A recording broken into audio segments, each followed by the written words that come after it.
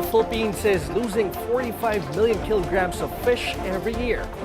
What is the government doing about it?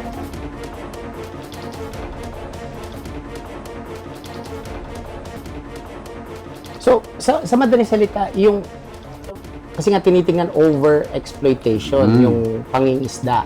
So, tama ba na magkaparehong ang intindi natin sa science ng over-exploitation at overfishing? Term na yon medyo mas malapit na yon. Mas malapit kasi na nga, kasi pag yung overfishing yung sinasabi, ang sinasabi doon, hindi lang total exploitation kasi mayroon ng element ng sino yung nangingisda. okay. Sino yung nag-fishing. Okay. Kasi fishing per se, hindi masama. Oh. But overfishing is. Okay. Kasi nga, hindi mo na tinetake in consideration ano yung regenerative capacity, yung capacity na makabalik Oo. pagkatapos mong kuhanin yung mature na part ng population.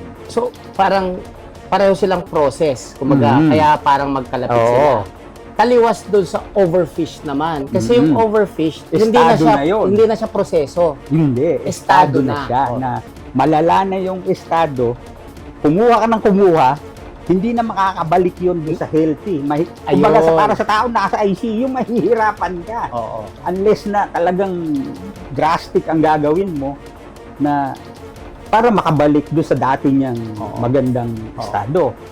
Eh, pag sinabi, kaya hindi basta ginagamit yung term na overfish kasi nga, ang sinasabi pag overfish, malala yung sitwasyon, Halos hindi na makakabalik.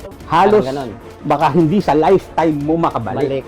Okay. Ganon. Pero yung overfishing / overexploitation, Ano pa yon? pwede Kaya pa kasi yun. nga may mga kumbaga may simptomas ng Oo, may nakikita at kumbaga Kaya hindi pa siya magamot. estado. Kaya pang magamot. I see.